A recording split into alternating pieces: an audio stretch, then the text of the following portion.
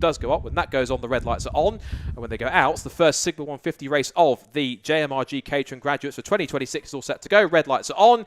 Goldstein and Heaton on the front row of the grid. They go out. It's a cracking launch from the outside of the front row from Henry Heaton. I thought he might well get a good launch, and he has done. He's beaten the champion Goldstein down towards tail. There's a couple of cars going a bit sideways. A little bit of contact. A few wings go off in the background. 2 or 3 cars have made contact, but the pack heads down towards Ritchie's. One car's off to the inside line with damage into the barriers. The other one was off onto the grass, but ambled its way back on without too much drama. The rest of the field goes streaming through Ritchie's, but under brakes and off the front row of the grid, Henry Heaton does indeed lead the way. It is Goldstein in second place. A couple of cars getting very sideways, including 175, which is James Sibbett in green and purple. And in third place, I was trying to find out the numbers they'll go through. Into sixth place has gone 58, which is Rob Warner, up from what was 10th on the grid, so up 4 places to 6th.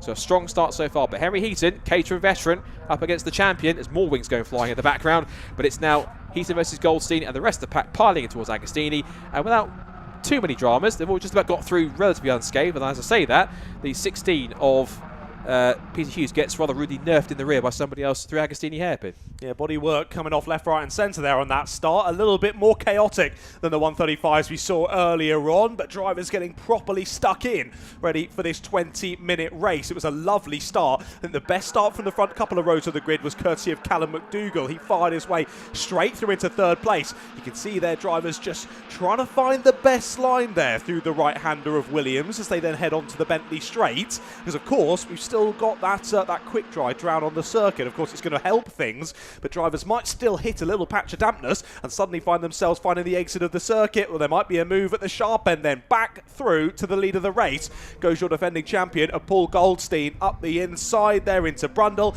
and gets it sorted before they even get to Nelson. So lead change once more then, and your pole sitter finds his way back to the sharp end. I don't think that's the last lead change that we're going to see across this race though, ladies and gentlemen. Keep your eyes peeled on your sets in front of you. Here comes McDougall though. It was a lovely start from him off of the line, and now he's looking to apply the pressure and move his way into the top 2, and he's dragged Max Haynes along with him as well.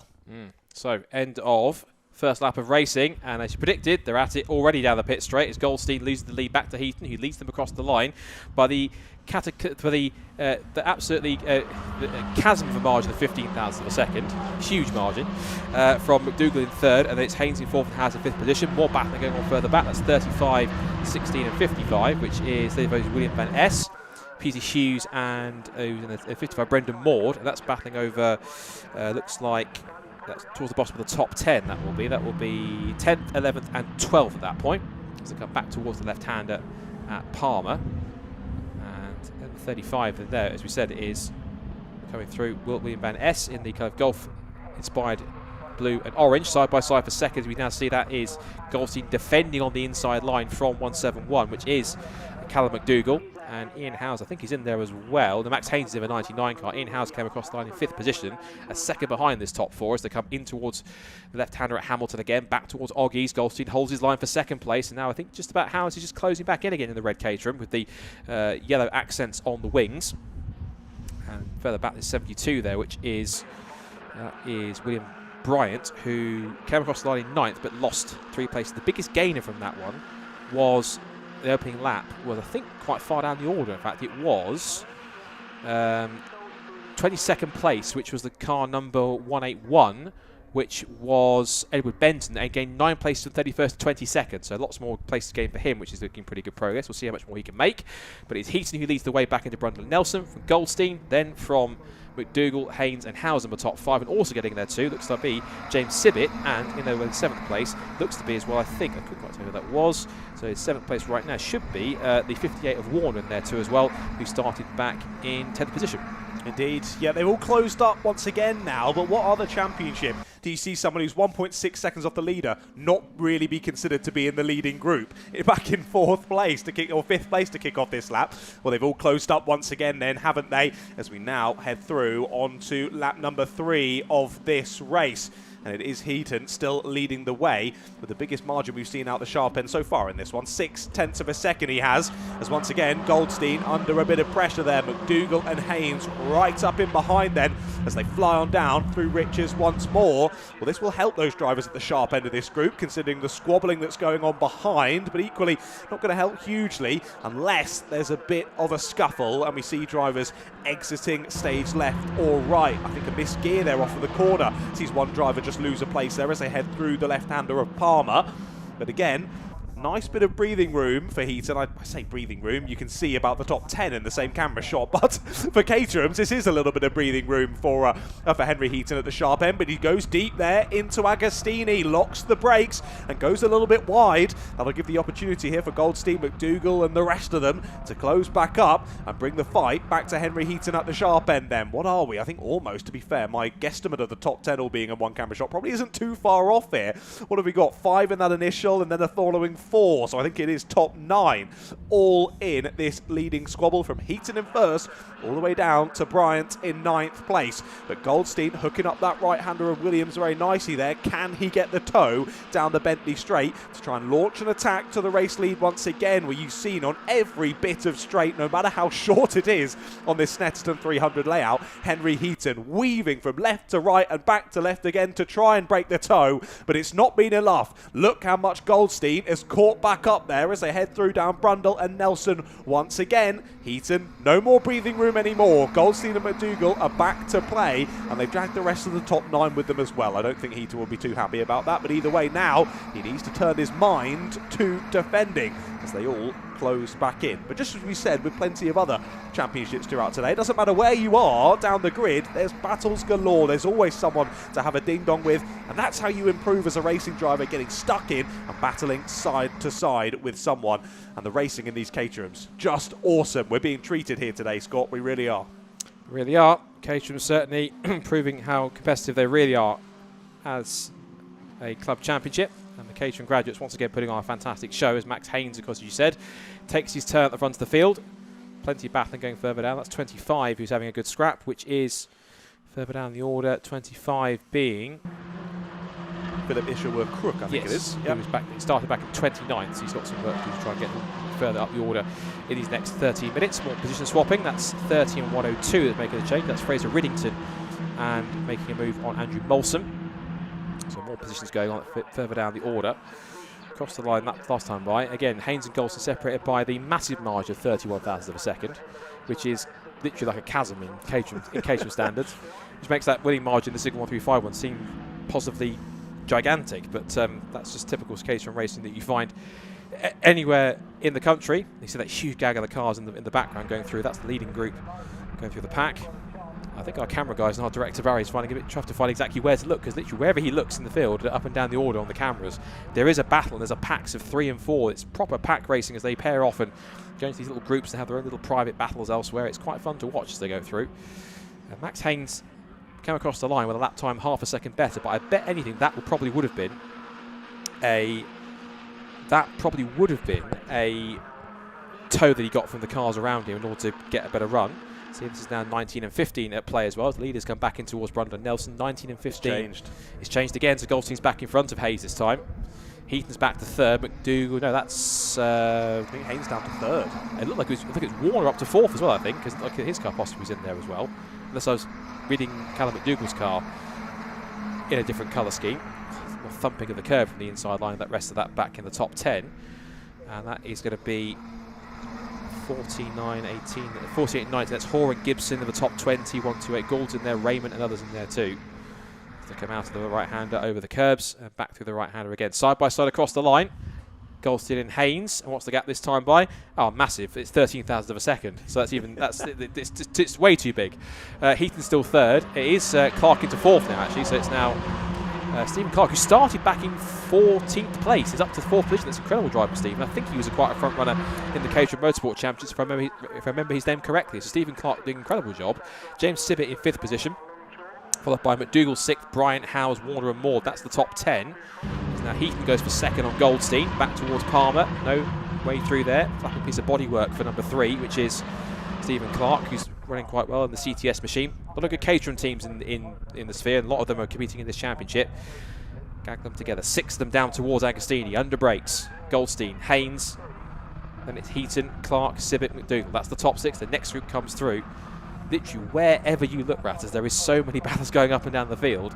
It's difficult to try and figure out where to kind of pick a battle to focus on. Yeah, it makes it challenging for our producer, doesn't it, behind the scenes? So we can try and keep up to date with what's going on out on the black stuff. There's too much to follow here in the Caterhams. Yeah, like you were saying, great run through the order so far from Clark. Stephen making his way up to 4th place, but his car very much battle-scarred from his moves through the order, flapping bits of bodywork, as you say. That's not hampering his pace for the moment, though. Lovely exit out of the right of Williams, and now pushing on down the back straight. I think that's just enough of a run here to pop it up the inside of Heaton. It might be Heaton now out of the top 3 after leading this race for so long. Up the inside goes Clark, and into 3rd place he goes. Goldstein losing the lead ahead. It's Haynes back to the sharp end there. Well, as you've seen so many times, we're only just over half race distance in this one, and it's all kicking off as if it's the last lap. So we're going to continue to see reshuffling here, and yet again in Caterhams, it's a big game of chess as who can be where when we get to the final few moments. But also, you've got to keep yourself out of trouble in those next 9 minutes as well.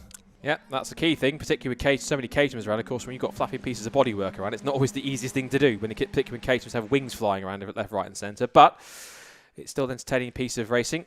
No lead change on the pit straight this time, which is unusual for Caterham racing. That is very highly unlikely for Caterham. Don't speak too soon, mate. I don't speak too soon. They get 3 abreast. I did speak too soon. Stephen Clark goes past both of them in towards Richie. Scored a brilliant piece of driving to catch them off guard. Paul Goldstein gets completely hung out to dry. Loses another 1, 2, maybe 3 spots. And we could have been in the lead through Richie's corner. He's back down to 6th. That's incredible. But Stephen Clark pulls off the ultimate hoodwink briefly because now Haynes goes back through. But Clark pulled that to perfection because Matt Haynes was so busy looking at Goldstein to his left. He didn't realise that Clark had a run on him on the inside of both of them. And that kind of spooked Goldstein. He didn't realise there was 2 cars to his inside. He ran wide. And now he's back to 6th position. Yeah, that double slipstream working perfectly yet again then. This time for Stephen Clark. Couldn't quite get the double move around the outside, but he got 1. And as you say, Goldstein now with a lot of work to do here at the back of the pack. He's up to the inside of 2. Is Goldstein not waiting around at all. Sends it back up the inside. Loses the momentum on corner exit, though. Might slip back behind both of those 2 drivers he's just gone and passed as they head through the left then. Very fast-flowing corner. And yep, Goldstein loses out. Back down to 6th he goes then. Well, Clark was also looking feisty there through the corner and through to corner exit as well, but not able to make the move. Still there in 2nd place. It's anyone's guess here of the drivers in this top 6 as to who could take this race win, but with them squabbling, they're bringing more drivers along for the party as well. We've got Bryant in 7th, who's cleared off now from Warner and Howes. Those still working together. Then Maud and Hughes as well, just outside of the top 10. So with these guys still going door to door as we change to the lead once more, then Clark round the outside as we head down into Brundle and Nelson once again. So for the first time properly in this race, Sebastian Clark is into the lead, and don't forget he started this one in 14th place. Well, as we've seen already many times in this race, maybe first isn't the ideal place to be with this long to go, but still fair play to Stephen Clark for getting there in the first place. What a drive so far. Yeah, excellent so far. It's one of the drives of the weekend at this point. Of course, there's still a full day of racing still to go tomorrow, and 2 more to come, of course, after this with the MX5 Clubman Championship and the 2nd Fiesta Junior encounter to round off the day. It has been a mega start to the season for all these championships that have kicked off today. MX5s, Fiestas and Caterhams. It's one of those weekends where you think, does it really get that much better? Of course, you've got 2 CVs and, of course, as well, Club Sport Trophy going there as well. Ian Howes sets the fastest lap of the race. Now, this is a local circuit for him because Ian Howes is based in Norwich, so he's certainly going to be getting plenty of local support, and he has, I think, won races here before, previously in BMW Compact Cup, if I remember correctly. Yes, I think he has won at least one race in BMWs before when it was in the compacts. He has also driven in what's now known as the lead class, which is the 1 Series Super Cup cars, what is now called the BMW Super Cup, sponsored by Nankang Tyres. So Ian is certainly quite familiar with the twists and turns and the long straights of Snetterton, being his local circuit. As you watch this gaggle of cars scrapping amongst here, look at the numbers. We've got 128 in here, 48, 112 and 66. And that is quite far down the order. That's just about outside the top 20 by the look of it. That's the likes of, yeah, we've got Gould, Hoare, Witten and White battling over position. This is down right for the final spot in the top 20 between these 4. So it's 20th down to 23rd. Further field, a few more cars in the mix. And again, another one of those championships where, regardless of who you are and what skill level you've got. Again, a championship where whether you're at the front, like this gaggle of cars, or in the middle or towards the back, you've always got somebody to race with, and there's always somebody to challenge your skill level, wherever you might be in the field, wherever your skill. In fact, it's got a novice cross in the back, which is quite impressive. That's the car in 6th, which is, I want to say who that is, but I can't quite tell his number. That was now Clark going to the front again. Yes, that's now Haynes into 2nd. It's now, that's Sibbett into 3rd place. Well, it was Sibbett into 3rd place. He's now been jumped by Henry Heaton. He tries to get him back on the exit. Heaton up to 3rd, Sibbett 4th, Goldstein 5th. Into 6th place might be McDougall or Bryant, one of the two, because Goldstein's in there as well. More side-by-side action further back. Still 5 minutes to go, and you don't know exactly where to look at all because there's so much going on. I think I feel for our director Barry, who's trying to find not just the leaders, but of course battles up and down, to think, well, we can't just watch the leaders because there's others going on here that are just as worth our time as everything else. As you said so many times in Caterhams, there's just too much action to follow. It's too exciting. If you're watching this and it doesn't make you think, I want to go and race a Caterham, I don't know what does, because I'm certainly thinking it. Here in the commentary box, we continue on side by side for the lead once more, and again, dragging his way round the outside. The 99 back to the sharp end. Max Haynes leads this race once again. But Clark there chopping across on his teammate to try and hold on to 2nd place. I think he's just about been able to do it. Flying around the outside as that beautiful green and purple car will get shuffled to the exit though. Might still make up a place, but not quite the 2 that they were hoping for. Well then, Haynes back to the sharp end as Clark turns his focus to these few drivers behind. Let's see if maybe it's the opportunity for Haynes to try and break this toe, but easier said than done. We've said it so many times in this race. He's got to be careful he doesn't chuck it off on his own, trying to break the toe. Nearly found the grass there on the outside as we headed into the braking zone of Agostini. He keeps it on and he keeps the lead as they continue to squabble over 2nd place. Or what did I say? Only about 5 or 6 minutes earlier.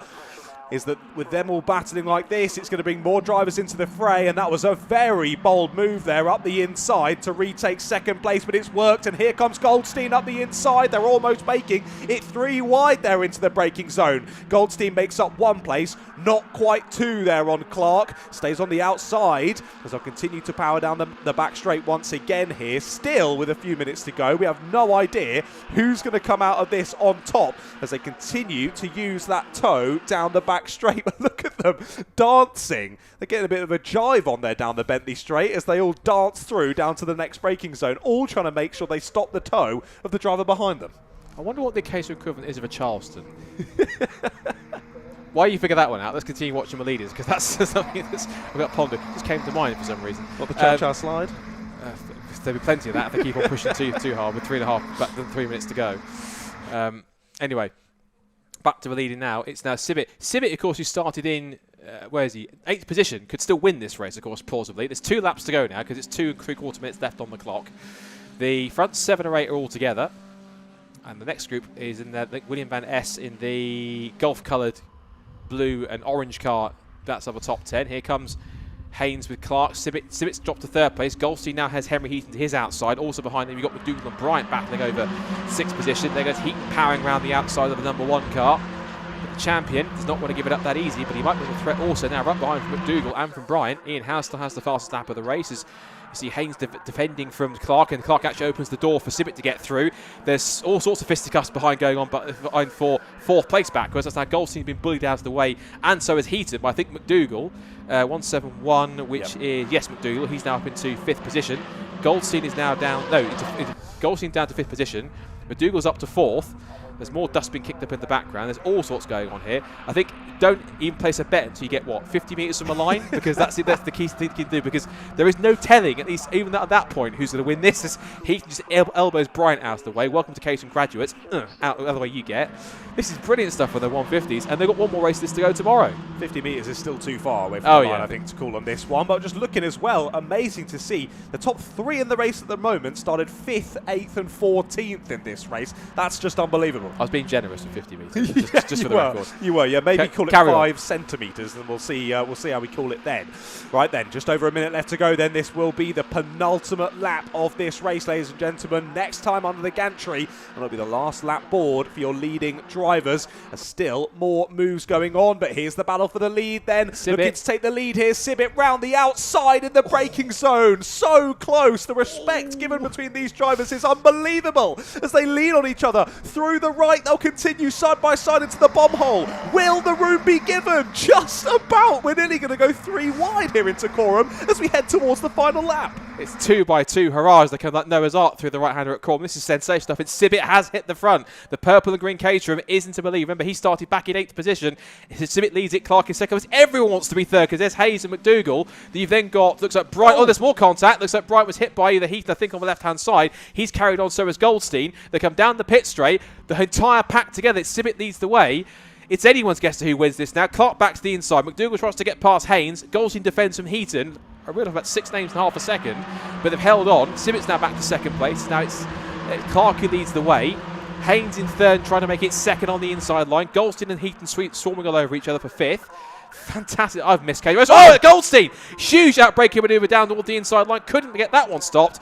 That was almost disaster for number 1 car. How did he miss everyone else there? That was unbelievable threading of the needle there from Goldstein. Yeah, something's happened there, whether he's gotten shoved to the grass in the braking zone or simply totally misjudged his braking point. Either way, battle over for Goldstein. He slips back into the pack, and that's points lost here from race number 1 of the season from your defending champion. A shame from him on the final lap, but could this just be the start of a perfect final lap here for Clark? He's broken away, I think, the most we've seen of anyone in this leading group the whole race, and it's on the last lap. The perfect time to do so. It's all right. Let's call them home then with about half a lap to go. Haynes has started to pull away. No, it's Stephen Clark's trying to pull away here. They're still not done battling over the top 5 and top 10 places in this lead group. That was, looks like Bryant getting past McDougall, who started lap in 4th position. Now somehow he's down to 7th at some point. Also in there too is Heaton, who is back down to, no, he's a bit further up. That's the 27 car that's further up the order, which is, or 127, which is Howes, of course, at the in the Caterham from earlier on. Again, swarming all over each other. Sibit, a bit of a lock-up as Haynes hold on to second place, but let's call them home to the line. And Clark then looks like he's almost away and dry. He's got a cosmic gap about, what, half a second or so, which is literally almost like 20 seconds in regular racing, but that's a huge gap to hold on to. As he goes through the bomb hole. Leaders come back towards Coram. They're trying to be 3 abreast behind them in 4th position, one of which I think is Ian Howes or it's definitely, no, it's Henry Heaton. But I've pictured froze for a second there, but out the final corner up towards the pit straight, it looks as though, unless Sybil's going to close in and try and make a closing onto a line here, but to go side by side, he's going to be too little too late. And for the first race of the season in Sigma 150, it will be Stephen Clark who takes the first win in Caterham Graduates in the category after another fantastic 20 minutes of Caterham action from start to finish. It is Clark who wins, and remember, he started 14th, Sibit second and is in 8th, and Max Haynes started in 5th position. He's the highest placed finisher and finished on the lowest step of the podium, ironically. Heaton 4th, Bryant in 5th, I can't speak. Maud was 6th, and Maud starting 13th and finished in 6th place. Ian Howes was 3rd on the grid and finished 7th. The McDougall, Hughes and S in the top 10. As for Paul Goldstein, comes across the line 14th after his late braking move didn't quite come off. I'm not quite sure if he did that by himself, whether or not he was helped. What's the line? Did he jump or was he pushed? And I think possibly, given the fact he probably would have been approaching that and known where to brake, he might have gone to try and move out of the way of somebody. Someone braked a bit too prematurely, I'm going to guess. He then swerved to avoid it and had to obviously try and stop and maybe find himself on the grass. But you're absolutely right, John. He was lucky not to be collected by anyone in that sequence, particularly with the fact that Caterhams are quite delicate at the best of times when it comes to incidents, and thankfully we don't see them too often in Caterhams, but still, that was a pretty close call for Paul, and thank you for the champion got away with that. Pretty much unscathed, if not down in 14th. But if that sets him up for tomorrow, I say bring it on. I've missed Caterham racing and commentating on it, and the Caterham graduates have kind of brought that love back for Caterham, because this is what I fell in love with when I was watching the official Motorsport Factory Championships. The fact it was so close, so competitive, battles back and forth, proper authentic stuff. And I love that. And this has brought back some of the love and the affection for Caterham racing that I might have missed a little bit, having not been around it. So kudos to Caterham graduates, and kudos to BRCC for bringing them on the package for this season onwards, because they've now found a new home here, and I'm quite glad, because they're all right. I like Caterham racing. I remembered how good it was, and it's fantastic. That was brilliant, wasn't it? Another absolutely fantastic Caterham race. And an interesting fact from that one, Clark and Goldstein having basically identically opposing races. Clark's gone from 14th to 1st, and Goldstein's gone from 1st to 14th. Less than ideal for the defending champion, but what a race that we were treated to there. The first of the weekend, the first of the season there in the Sigma 150s, and from 14th to 1st, Stephen Clark take a bow. What a race. Yeah, Stephen Clark, victorious from 14th off the grid, as you said, from James Sibbett in second place. And third place going to Max Haynes, Henry Heaton, William Bryant, then it's Brendan Maud, Ian Howes, Callum McDougall, Hughes and William Van Es, who ran up the top 10. Amanda Anderson also at 11th place. Good effort from Amanda to get himself just outside the top 10. And so the rest of the order coming off the screen, as we see a bit of a clear up from some of the catering remnants that were left from some of the wings that came off. But again, top class catering racing from the graduates once again. They've got 2 more races tomorrow, 1 each for 135s and 150s. But to hear the top 3 for a very exciting race, let's once again head down to Rob Lewis in Parc Ferme. A gentleman atop his steed, Stephen Clark. What a return. Yeah, I'm speechless. Clearly. Yeah, after a really, really poor qualifying, didn't get a tow. I was like 2 seconds off. I just kind of had a bit of determination and started picking my way through the field, trying not to do anything too silly, and then, yeah, opportunity presented itself, and wow, didn't think I'd be there. Well, you are there. How does it feel? First race of the year, you're back, you get the win on board. Amazing, and my wife and my 2 little boys are here for the first time and watching me race. Fantastic. And honestly, it's emotional. That's amazing. Fantastic. Well, go and congratulate your team. You're going to get a handshake from me. Congratulations, a very worthy winner. You might need a bit of tank tape for that. Might need a bit of tank tape. Yeah. I mean, that'll be fine. That'll be fine. Our second place man, James Stewart. I mean, that is catering racing in a nutshell. That was fantastic. Yeah, what a race. I mean, I knew I didn't have a great qualifying starting down in 8th, but I just know with caterings, at a track like Snetterton where you've got such long straights, it's just going to be a drafting battle the whole way through, and trying to keep an eye on the clock and just position myself further and further up as the minutes tick away, just so I'm in the sort of the leading pack towards the end was the goal, and just managed to hold it together. So yeah, dead chuffed. And you look dead chuffed. Can you do the same tomorrow? Can you get that win? Fingers crossed. I'm starting better tomorrow, so hopefully I can do better tomorrow. So we'll see. Absolutely brilliant. A hearty handshake from myself. Congratulations on a great second place, and I believe he takes out the trophy class as well. I've got a third place man here in Max Haynes. Max, you look knackered. Yeah, it's hard work out there. Really hard work out there. The racing was amazing though. Gutted. Was leading, I felt, like the majority of the race. Thought I was in a good position at the end, but unfortunately Paul got it a bit wrong in the hairpin and Stephen got away. But, deserved winner. He had a bit of a tough time in qualifying, but he always gets to the front. I knew I'd see him at some point. One of the sort of the main points of that race was Goldstein going off. Did you see what happened? No, because he started behind me and I just heard a tyre squeal. Luckily looked in my mirror and I saw a gold car on the grass coming through, and luckily James saw him as well because he was going straight for James. So, fingers crossed, not fingers crossed, thank God, no contact, and we all made it through in one piece apart from Stephen's wing. It is a bit of scratch, it's absolutely fine, but this is catering racing in a nutshell. What's so good about this series? It's just a slipstream effect. It's, no one can really get away. It's a really tactical game. It's flat out all the time as well. You even though you can rely on the slipstream, you've got to try and stay at the front, because if you lose the car in front, you're done for. Fantastic. Can I give a shout out? Of course you can. It's out to my friends, to Sabrina. Love you guys.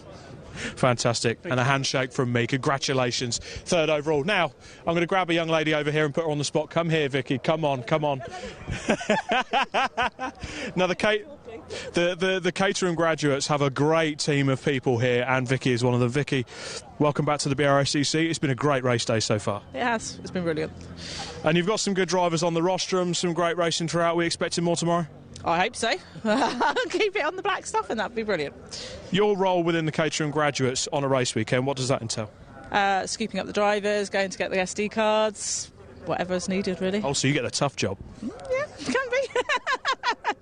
But don't forget, ladies and gentlemen, it's because of volunteers like Vicky that racing doesn't happen. Thank you very much, Vicky, for speaking to us.